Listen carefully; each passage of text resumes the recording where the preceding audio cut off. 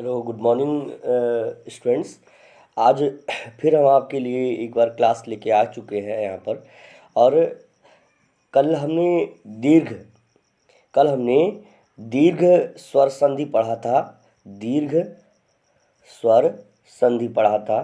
दीर्घ स्वर संधि पढ़ा था।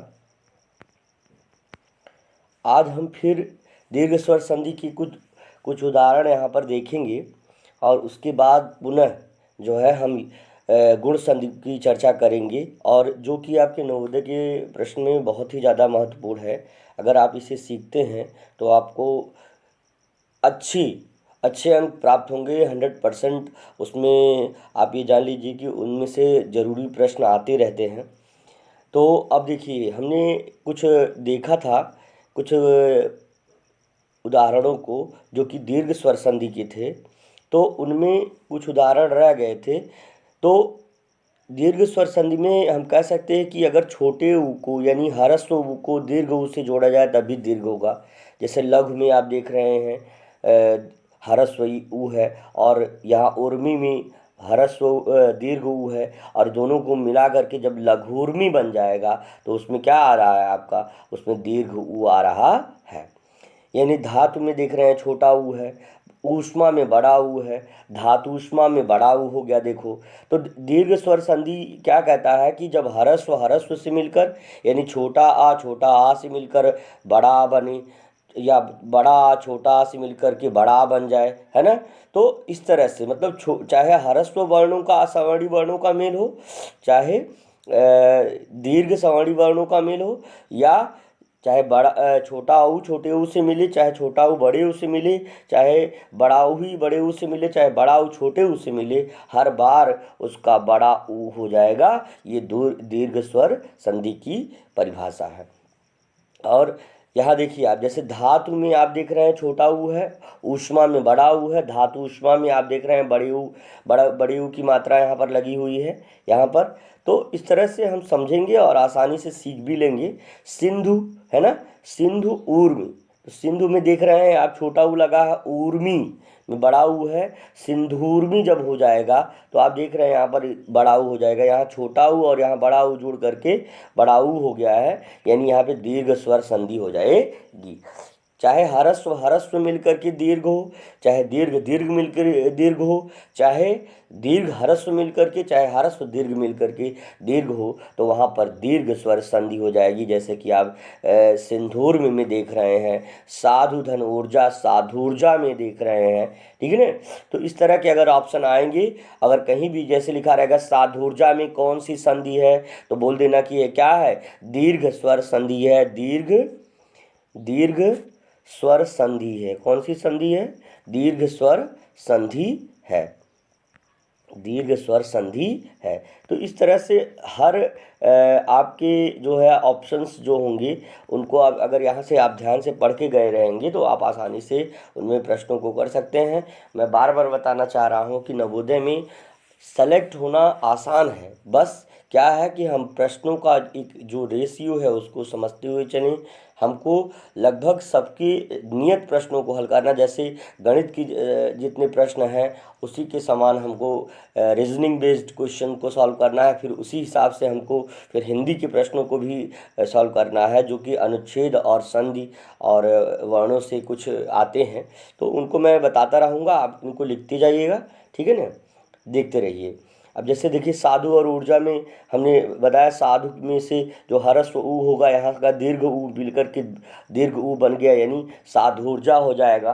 तो दीर्घ स्वर संधि की परिभाषा अब यहाँ पे आप देख सकते हैं कि यहाँ लिखा है दीर्घ ऊ और ह्रस्व के योग से दीर्घ ऊ हो गया। यानी हम ये कह सकते हैं कि चाहे ह्रस्व अथवा दीर्घ मिले तब भी दीर्घ होगा, यानी चाहे छोटा ऊ और बड़ा ऊ मिले तब भी बड़ा ऊ ही होगा, चाहे बड़ा ऊ और छोटा ऊ आपस में जुड़ जाए तो बड़ा ऊ।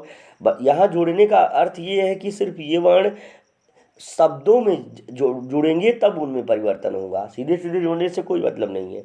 तो यहाँ देखिए, जैसे वर्णों में वधु है ना, बहु जिसको कहते हैं, वधु धन उत्सव है, तो यहाँ पे हो जाएगा उत्सव, और यहाँ वधु का जो दीर्घ ऊ है और यहाँ का उत्सव का ह्रस्व ऊ है, यानी आपका जो यहाँ पे बड़े ऊ की मात्रा जो है और यहाँ ऊ का छोटा ऊ, तो ये दोनों जब आपस में जुड़ेंगे तो इनमें विकार उत्पन्न हुआ।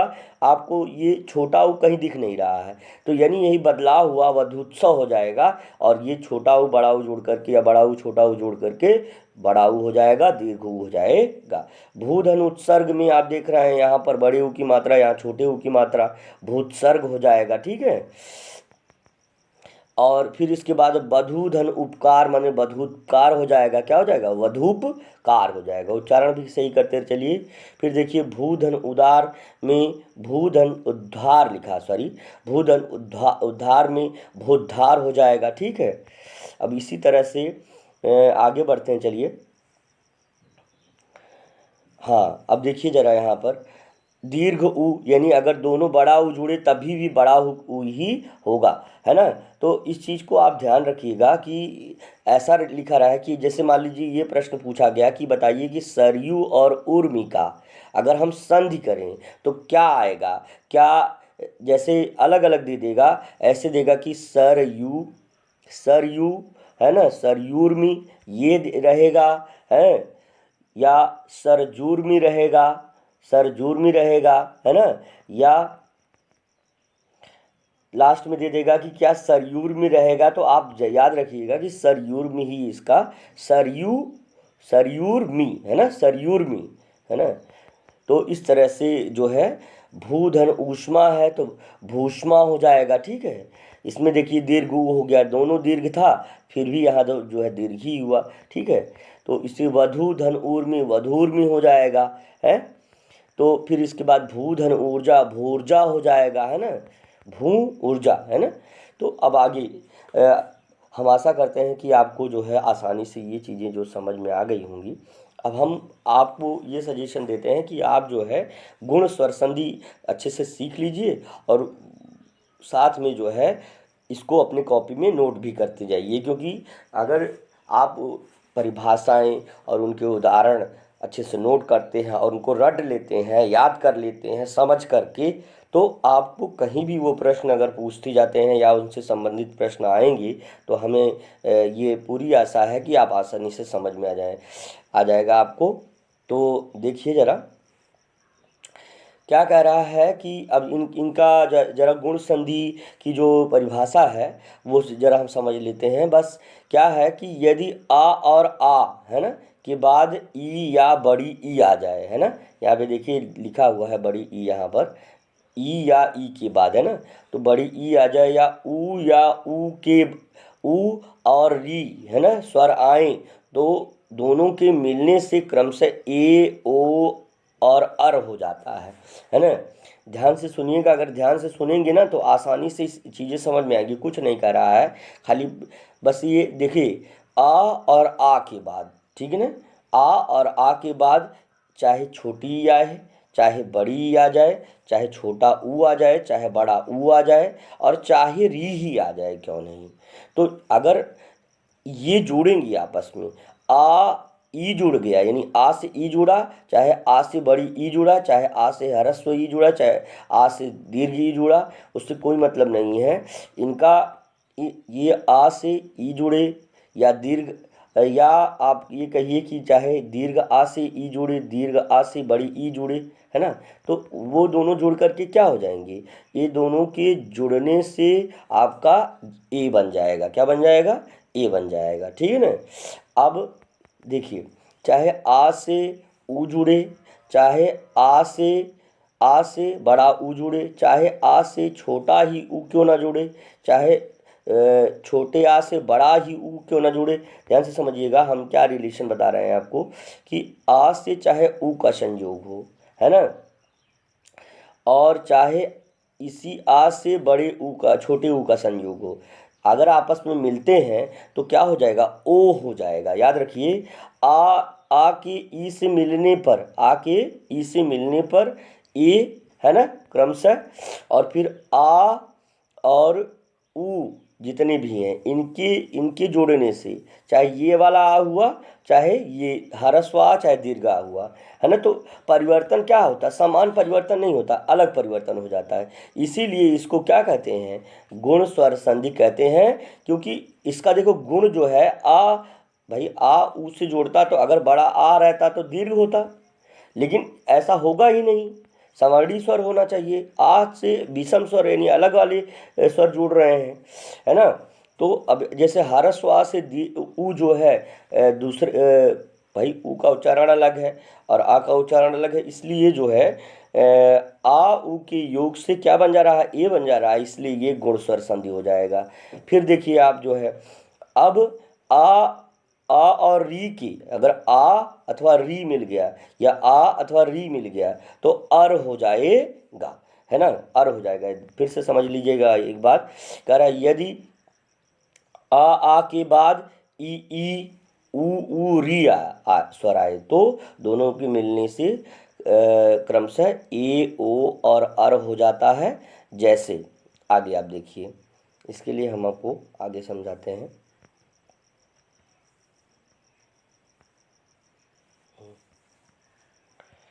देखिए एक एक उदाहरण आप जो है ध्यान से समझते रहिएगा, तो उसके बाद आपको चीज़ें समझ में आती रहेंगी, है ना। बिल्कुल आसान ही है, बस थोड़ा सा कंसंट्रेशन की ज़रूरत है। अब हम पहला उदाहरण लेते हैं, जो आ ई का संयोग हुआ, आ से ई जोड़ने पर ए हुआ, या आ से बड़ी ई जोड़ने पर भी ए हुआ। हमने अभी थोड़ी देर पहले बताया था, तो थोड़ा तेज़ी से चलते हैं। जैसे नर में देखो कोई भी वर्ण होता है तो वो वर्ण व्यंजन वर्ण अगर है तो व्यंजन वर्ण पूरा वर्ण होता है नहीं, इनको अर्धमात्रिक वर्ण इसीलिए कहा जाता है। ये ऐसे रहता है, रा पर हलंत और धन आ जब जुड़ जाता है तो पूरा रा बनता है ना। तो इसे बताने का मतलब हमारा क्या है, क्या अभिप्राय है। जैसे नर लिखा है ना, नर में आ छिपा हुआ रा में क्या है, ये रा हलंत यहाँ अगर हम लगा दे रहे हैं, ये देखिए यहाँ पे यहाँ रा में हलंत अगर हम लगा दे रहे हैं इस तरह से, तो रा पर हलंत लगा देंगे तो यहाँ से आ निकल जाएगा। और आप देख रहे हैं इंद्र में ई है ही है, तो आ ई का क्या हो गया, यहाँ पर ए हो जा रहा है ना, नरेंद्र हो जा रहा है, तो ये हो जाएगा आपका सही जवाब की। और आ और ई के योग से ये बन जाता है, नरेंद्र हो जाएगा। अब सुर में देखिए यहाँ पर रा में आ होगा ही, क्योंकि हर व्यंजन वर्णों का उच्चारण हम स्वर की सहायता से करते हैं। तो रा में रा लिखा है तो रा में हलंत रा और आ होगा, तभी जा कर के पूरा रा होगा, ठीक है ना। तो चलिए आगे देखते हैं जल्दी से। तो सुर में आप देखिए यहाँ आ है और यहाँ ई है, तो सुरेंद्र में ए हो गया, है ना, ए हो गया यहाँ से। फिर देखिए पुष्प में आ है, इंद्र में ई है, पुष्पेंद्र में ए हो गया, है ना।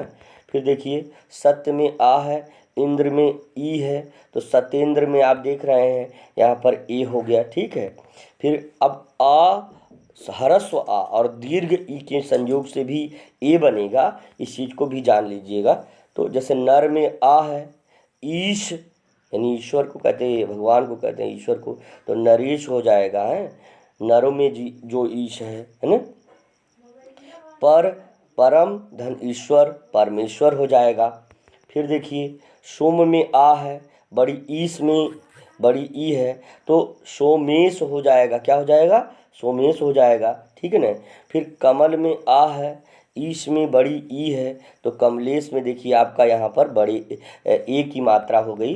तो इस तरह से हम जो है आसानी से उदाहरणों को समझते चलेंगे। आगे बढ़ते हैं, ज़रा देखिए।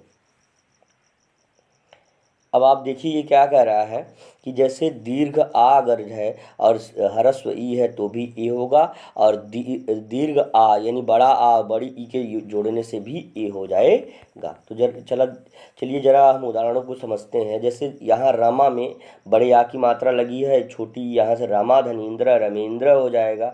या महाधन इंद्र में आप देख रहे हैं आ की मात्रा यानी दीर्घ आ लिखा है और इंद्र में आपका छोटी ई है, तो यहाँ महेंद्र में आप देख रहे हैं बड़े ए की मात्रा हो गई, ए की, है ना।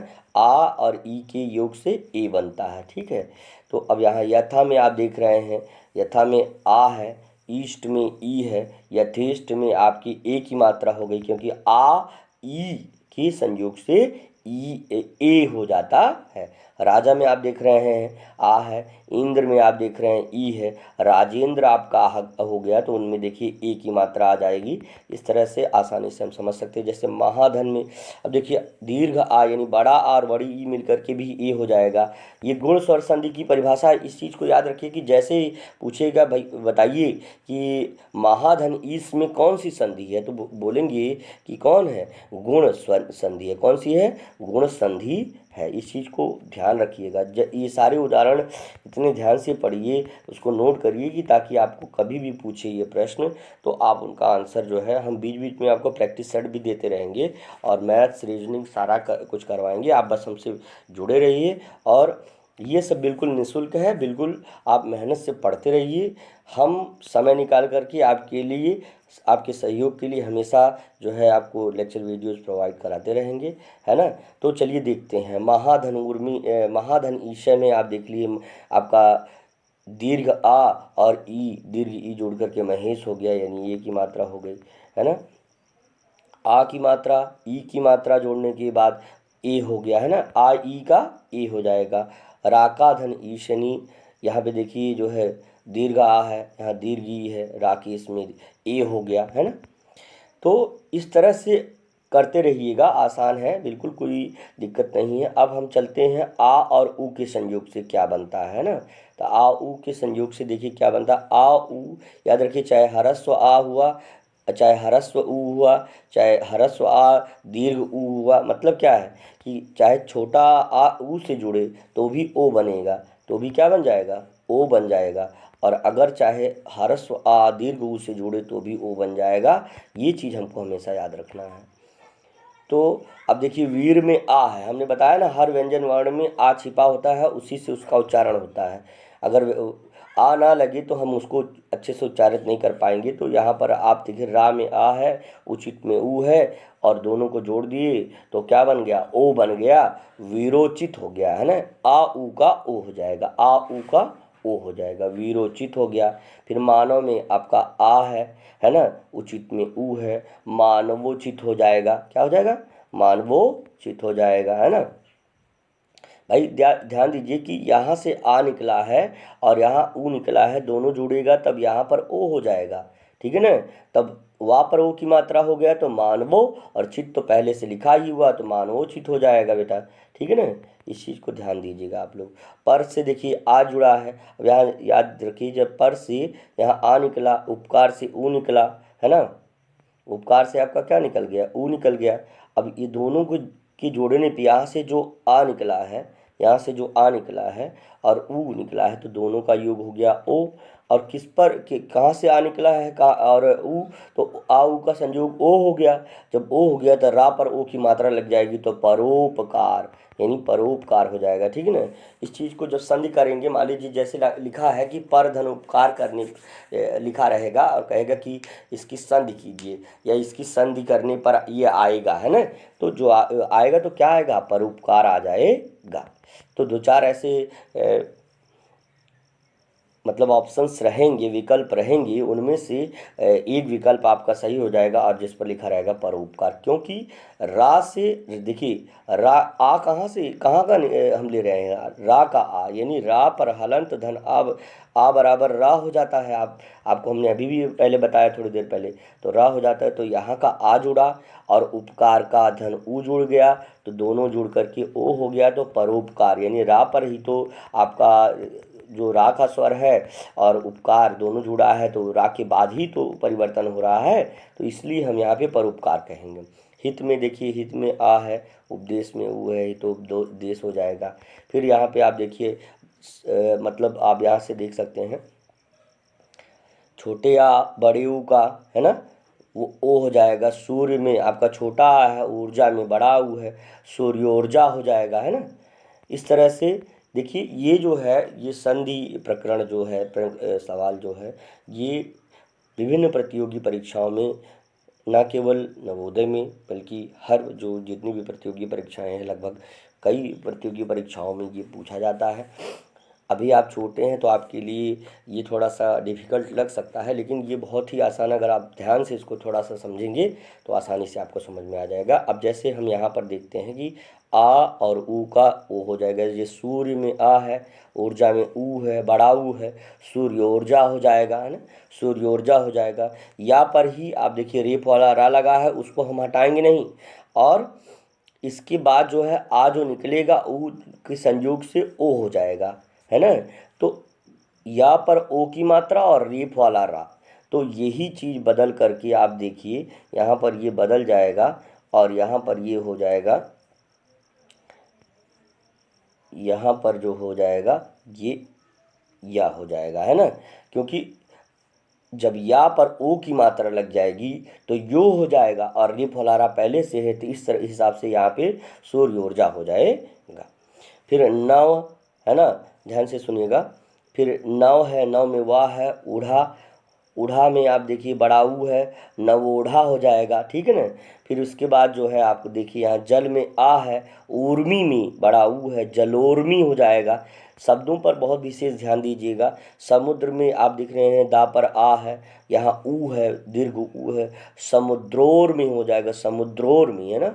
दा पर ही ओ की मात्रा जुड़ेगी, जो बदलाव होगा वो दा के ऊपर ही होगा, तो याद रखिएगा इस चीज़ को। अब हम आगे थोड़ा सा बढ़ते हैं और आप जो है यहाँ से कुछ उदाहरण लेते हैं। दीर्घ आ से ह्रस्व आ, या दीर्घ आ से जो है जल्दी से जल्दी इसको समझने का प्रयास करते हैं। महाधन उदय, आप देखें यहाँ आ का है, यहाँ ह्रस्व ऊ है, ओ हो गया। हर बार हम बता रहे हैं, चाहे हमने कहा क्या, देखिए, चाहे ह्रस्व आ से ह्रस्व ऊ जुड़े, है ना, तब भी ह्रस्व आ, या दीर्घ आ से दीर्घ ऊ जुड़े, या ह्रस्व आ से दीर्घ ऊ जुड़े, है ना। या इस तरह से हम कहें, या आप कह रहे हैं कि दीर्घ आ से दीर्घ ऊ या ह्रस्व ऊ जुड़े, तो भी हमारा हर प्रक्रिया में आ ऊ के संयोग से ओ बन जाएगा। इस चीज़ को आपको ध्यान में रखना है, इस चीज़ को ध्यान देना है कि आ ऊ के संयोग से। तो महाधन उदय जब भी ऐसा देखिए तो समझ जाइए कि आपको ओ जोड़ना है, क्योंकि आ दीर्घ है, यानी बड़ा आ है, छोटा ऊ जुड़ेगा तो ओ की मात्रा हो जाएगी, तो महोदय हो जाएगा, महोदय। महाधन उत्सव, उत्सव लिखा है तो महोत्सव हो जाएगा। महाधन उष्ण लिखा है तो महोष्ण हो जाएगा, महोष्ण, क्योंकि ओ की मात्रा हो रही है। महाधन उदधि में महोदधि हो जाएगा, ठीक है ना। गंगाधन उदक में गंगोदक हो जाएगा, ठीक है। इस तरह से आप देखिए आगे ज़रा, अब आगे थोड़ा सा इनको बढ़ाते हुए हम थोड़ा ध्यान देंगे। बस आज की क्लास यहीं तक है। आगे नेक्स्ट टाइम आपका सपोर्ट रहा तो और भी वीडियोज़ आपको देते रहेंगे, और मैं आपको भरोसा दिलाता हूँ कि अगर आपका सपोर्ट रहा और सब्सक्राइबर बढ़ रहे हैं और तेज़ी से प्रक्रिया में आगे बढ़ रहे हैं हम, तो निश्चित तौर पर मैं आपके लिए 100% आपके लिए मेहनत करूंगा, और 100% मैं बता रहा हूं कि आपको मैं सफलता दिला के ही रहूंगा, ठीक है ना। तो चलिए, ये जिद है। आगे देखते हैं। दया में आ है और ऊर्मी, हम कहा कि दीर्घ आ दीर्घ ऊ जुड़े, आ, है ना। तो ये तो अभी आगे आ और री के योग के बारे में बताया गया है। तो जरा यहाँ देखिए, दीर्घ आ दीर्घ ऊ, तभी आपका हमने अभी तुरंत पहले ही बताया है कि अब जैसे दयाधन ऊर्मी दयोर्मी हो जाएगा, महाधन ऊर्जा महोर्जा हो जाएगा। फिर इसके बाद जो है महाधन ऊर्मी महोर्मी हो जाएगा। फिर इसके बाद है आपका, है ना, महाधन ऊष्मा महोष्मा हो जाएगा, है। याद रखिएगा, दीर्घ आ यानी बड़ा आ बड़े ऊ के जोड़ने को हम क्या कहेंगे, ओ कह देंगे। अब जैसे आ और री के जोड़ने से आर हो जाएगा, चाहे वो दीर्घ आ जुड़े, यहाँ देखिए नीचे लिखा हुआ है थोड़ा सा, है ना, आ नहीं पाया है तो यहाँ पे याद रखिए, कर दीर्घ आ चाहे री जुड़े तब भी आर होगा, है ना, या ह्रस्व आ अथवा री जुड़ जाए तब भी क्या हो जाएगा आपका, ये हो जाएगा। तो देखिए जरा,